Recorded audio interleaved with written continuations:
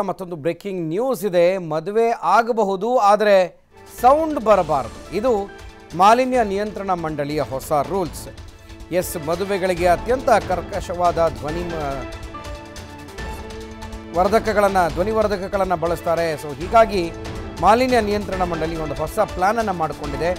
So ಇಲ್ಲಿ ನಾದಸ್ವರ, band, Dollu Kunitha, DJ ಈ ಮುಂತಾದ ಸೌಂಡ್ಗಳಿಗೆ ನಿರ್ಬಂಧವನ್ನು ಹೇರಲಾಗಿರುವಂಥದ್ದು.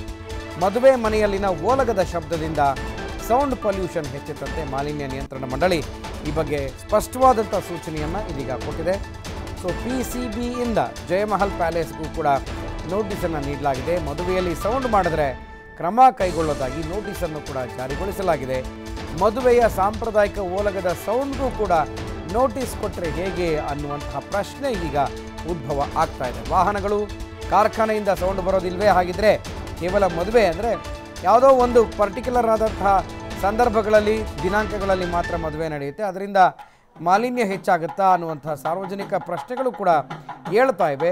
PCB ವಿಚಿತ್ರ ಆದೇಶದಿಂದ ಇದೀಗ ಕಲ್ಯಾಣ ಮಂಟಪದವರಿಗೆ ಗಾಬರಿಯಾಗಿದೆ. ಪೊಲ್ಯೂಷನ್ ಕಂಟ್ರೋಲ್ ಬೋರ್ಡ್ನವರ ಈ ಒಂದು ದಿಢೀರ್ ಆದೇಶದಿಂದ ಮದುವೆ ಮಾಡುವವರಿಗೆ, ಮದುವೆ ಮಾಡಿಕೊಳ್ಳುವವರಿಗೆ, ಹಾಗೆಯೇ ಕಲ್ಯಾಣ ಮಂಟಪಗಳ ಮಾಲೀಕರಿಗೆ ಒಂದು ರೀತಿಯ ಶಾಕ್ ಆಗಿದೆ.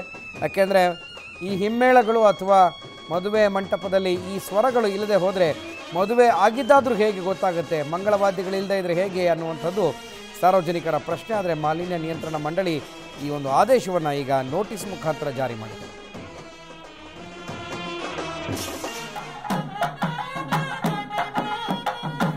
ಎಸ್, ಈ ಆದೇಶದ ಕುರಿತು ಮತ್ತಷ್ಟು ಮಾಹಿತಿಯನ್ನು ನಮ್ಮ ಪ್ರತಿನಿಧಿ ವೀಣಾ ಸಿದ್ದಾಪುರ ನ್ಯೂಸ್ ಡೆಸ್ಕಿಂದ ನೇರ ಸಂಪರ್ಕದಲ್ಲಿ ಕೊಡ್ತಾರೆ.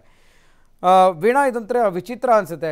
ಪೊಲ್ಯೂಷನ್ ಕಂಟ್ರೋಲ್ ಬೋರ್ಡ್ ಈ ರೀತಿಯಾದಂತಹ ನಿಯಮಗಳನ್ನು ಜಾರಿಗೆ ತರೋದ್ರಿಂದ ಮಾಲಿನ್ಯವನ್ನು, ಅದರಲ್ಲೂ ಶಬ್ದ ಮಾಲಿನ್ಯವನ್ನು ನಿಯಂತ್ರಣ ಮಾಡೋದಕ್ಕೆ ಸಾಧ್ಯನಾ? ಒಂದು ಸಾಮಾನ್ಯವಾದಂಥ ಪ್ರಶ್ನೆ. ಅದರ ಜೊತೆಗೆ ಈ ಆದೇಶ, ಅದರ ಯೋಚನೆ ಬಂದಿದ್ದಾದರೂ ಹೇಗೆ ಅಂತ PCBಗೆ? ಎಸ್ ಗುರುಪ್ರಸಾದ್, ಎಲ್ಲೋ ಒಂದು ಕಡೆ ಪೊಲ್ಯೂಷನ್ ಕಂಟ್ರೋಲ್ ಬೋರ್ಡ್ ತನ್ನ ವ್ಯಾಪ್ತಿಯಲ್ಲಿ ಏನೆಲ್ಲ ಬರುತ್ತೆ ಅನ್ನೋದನ್ನೇ ಮರೆತಿದೆ ಅಂತ ಹೇಳ್ಬೋದು. ಯಾಕಂದರೆ ಬೆಂಗಳೂರಿನಲ್ಲಿ ಸಾಕಷ್ಟು ಸಮಸ್ಯೆಗಳಿದೆ, ಸಾಕಷ್ಟು ಸಮಸ್ಯೆಗಳಿಂದ ಪೊಲ್ಯೂಷನ್ ಆಗ್ತಾ ಇದೆ. ಒಂದು ಕಡೆ ಕೆರೆಗಳು ಮಲಿನ ಆಗ್ತಿದೆ, ಜೊತೆಗೆ ಕಾರ್ಖಾನೆಗಳು ಕೂಡ ವಿಪರೀತ ಶಬ್ದವನ್ನು ಮಾಡ್ತಾ ಇದೆ. ಇಷ್ಟೆಲ್ಲ ಸಮಸ್ಯೆಗಳಿದ್ರೂ PCB ಈಗೇನೊಂದು ಹೊಸ ರೂಲ್ಸ್ ಮಾಡಿದೆ. ಇದೊಂಥರ ಶಾಕ್ ಅಂತಲೇ ಹೇಳ್ಬೋದು. ಯಾಕಂದರೆ ಪ್ರತಿಯೊಬ್ಬರಿಗೂ ನಾವು ಧಾಮ್ ಧೂಮ್ ಆಗಿ ಮದುವೆ ಆಗಬೇಕು, ಸಿಕ್ಕಾಪಟ್ಟೆ ಎಲ್ಲರೂ ನಮ್ಮ ಮದುವೆನ ನೆನಪಿಟ್ಕೊಬೇಕು ಅನ್ನುವಂಥದ್ದಿರುತ್ತೆ. ಸೊ ಅದಕ್ಕೆ ಸಾಕಷ್ಟು ಪ್ಲಾನ್ ಎಲ್ಲ ಮಾಡ್ಕೊಂಡಿರ್ತಾರೆ, DJ ಸೌಂಡು ಹಾಗೆಲ್ಲ ಹಾಕಿರ್ತಾರೆ. ಬಟ್ ಈಗ ಏನೋ ಒಂದು ಪೊಲ್ಯೂಷನ್ ಕಂಟ್ರೋಲ್ ಬೋರ್ಡ್ ಏನೋ ಒಂದು ನೋಟಿಸ್ ಕೊಟ್ಟಿದೆ. ಸೊ ಅದರಲ್ಲಿ ನಾದಸ್ವರ, ವಾಲಗ ಅದೆಲ್ಲವನ್ನು ಕೂಡ ಅಂದರೆ ಸೌಂಡ್ ಪೊಲ್ಯೂಷನ್ ಆಗುತ್ತೆ ಅನ್ನುವಂಥದ್ದು ಒಂದು ಕಡೆ, ಎಲ್ಲೋ ಒಂದು ಕಡೆ ಅಂದರೆ ಈಗ ಮದುವೆ ಆಗುವಂಥವ್ರಿಗೆ, ಜೊತೆಗೆ ಹೋಟೆಲ್ನವ್ರಿಗೆ ಆಗಿರ್ಬೋದು, ಒಂದು ಕೆಂಗಣ್ಣಿಗೆ ಗುರಿಯಾಗಿದೆ ಅಂತಲೇ ಹೇಳ್ಬೋದು. ಪ್ರಮುಖವಾಗಿ ಏನಂತ ಅಂದರೆ PCB ಇದೆ 19ನೇ ತಾರೀಕಿನಂದು ಏನು ಜಯಮಹಲ್ ಪ್ಯಾಲೇಸ್ನಲ್ಲಿರುವಂತಹ ಹೋಟೆಲ್ಗೆ ಈ ಒಂದು ನೋಟಿಸನ್ನು ಕೊಟ್ಟಿರುವಂಥದ್ದು.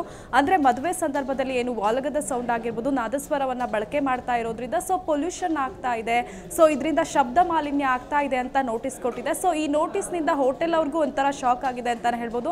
ಅಂದರೆ ನಾವು ಯಾವುದೇ DJ ಸೌಂಡ್ಗಳನ್ನ ಎಲ್ಲ ವರ್ಕ್ ಮಾಡ್ತಾ ಇಲ್ಲ, ಓನ್ಲಿ ನಾದಸ್ವರ ಆ ಥರದ್ದು, ಅಂದರೆ ಮದುವೆಗೆ ಏನೆಲ್ಲ ಇಂಪಾರ್ಟೆಂಟ್ ಆಗುತ್ತೆ ಸೊ ಅದನ್ನು ಆಡ್ತೀವಿ. ಆದರೆ ಈ ನೋಟಿಸ್ ನಮಗೆ ಕೂಡ ಶಾಕ್ ಆಗಿದೆ ಅಂತ ಹೇಳ್ತಾ ಇದೆ.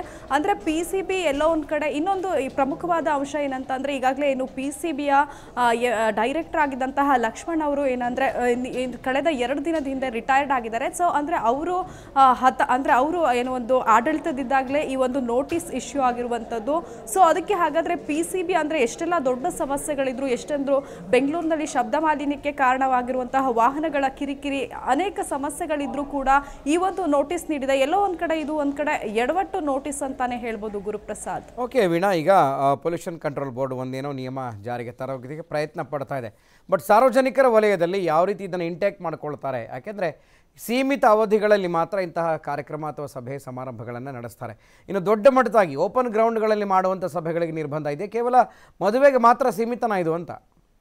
ಅಂದರೆ ಅಲ್ಲಿ ಪ್ರಮುಖವಾಗಿ ನಾವು ನೋಡ್ಬೋದು, ಈಗೇನು ಜಯಮಹಲ್ ಪ್ಯಾಲೇಸ್ಗೆ ನೀಡಿರುವಂತಹ ನೋಟಿಸ್ನಲ್ಲಿ ಕರೆಕ್ಟಾಗಿ ಮೆನ್ಷನ್ ಮಾಡಲಾಗಿದೆ. ಅಂದರೆ ಮದುವೆಗೆ ಅಂತ ಈಗಾಗಲೇ ಏನು ಅಂದರೆ ಮದುವೆನ ಕೆಲವೊಂದು ಕಡೆ ಮೆರವಣಿಗೆಯನ್ನು ಮಾಡಲಾಗುತ್ತೆ. ಸೊ ಆ ಒಂದು ಸಂದರ್ಭದಲ್ಲಿ ಅಂದರೆ ವ್ಯಾಪ್ತಿಗೆ ಬರುವಂತಹ ಟ್ರಾಫಿಕ್ ಪೊಲೀಸ್ ಆಗಿರ್ಬೋದು, ಪೊಲೀಸರ ಪರ್ಮಿಷನ್ನ ತೆಗೆದುಕೊಂಡು ಮಾಡಲಾಗುತ್ತೆ. ಆದರೆ ಇಲ್ಲಿ ಅಂದರೆ ಈ ಒಂದು ನೋಟಿಸ್ನಲ್ಲಿ ಹೇಳಿರುವಂಥದ್ದು ಅಂದರೆ ಮದುವೆಯಿಂದಾಗಿ ಸೌಂಡ್ ಪೊಲ್ಯೂಷನ್ ಆಗ್ತಾ ಇದೆ ಅನ್ನುವಂಥದ್ದು. ಹಾಗಾದರೆ ಅಂದರೆ ಈಗ ಮದುವೆಯಲ್ಲಿ ಒಂದು ವಾಲಗದ ಶಬ್ದ ಆಗಿರ್ಬೋದು, ನಾದಸ್ವರಗಳು, ಅವುಗಳನ್ನು ಬಳಕೆ ಮಾಡುವುದೇ ನೀಡಿರುವಂಥದ್ದೇ ತಪ್ಪ, ಅಥವಾ ಎಲ್ಲೋ ಒಂದು ಕಡೆ ನೋಟಿಸನ್ನು ನೀಡುವಾಗ ಎಲ್ಲಾದರೂ ತಪ್ಪಾಗಿರುವುದಾ ಅನ್ನುವಂತಹ ಅನುಮಾನ ಕೂಡ ನೋಡ್ತಾ ಇದೆ. ಅಂದರೆ ಲಕ್ಷ್ಮಣ್ ಅವರು ಅಧಿಕಾರದಲ್ಲಿದ್ದಾಗ ಈ ಒಂದು ನೋಟಿಸ್ ಇಶ್ಯೂ ಆಗಿರುವಂಥದ್ದು. ಸೊ ಈಗ ಅವರು ಅಂದರೆ ರಿಟೈರ್ಡ್ ಆಗಿದ್ದಾರೆ. ಈಗ ಸುಧಾಕರ್ ಅನ್ನುವಂಥವ್ರು ಈ ಪ್ಲೇಸ್ಗೆ ಬಂದಿರುವಂಥದ್ದು. ಸೊ ಆದರೆ ಅವರು ಈಗ ಕಳೆದ 2 ದಿನಗಳ ಹಿಂದೆ ಈ ಪ್ಲೇಸ್ಗೆ ಬಂದಿದ್ದಾರೆ. ಆದರೆ ಅವರು ಕೂಡ ಇನ್ನೂ ಅಧಿಕಾರವನ್ನು ವಹಿಸ್ಕೊಂಡಿಲ್ಲ. ಅದಕ್ಕಾಗಿ ಅಂದರೆ ಈ ನೋಟಿಸ್ನ ಕುರಿತು ಇನ್ನೂ ನಿಖರವಾಗಿ ಅಂದರೆ ಯಾವುದೇ ಒಂದು ಸ್ಪಷ್ಟ ನಿರ್ಧಾರ ಗೊತ್ತಾಗ್ತಾ ಇಲ್ಲ. ಅಂದರೆ ಓನ್ಲಿ ನಾದಸ್ವರ ಅದಕ್ಕೆಲ್ಲ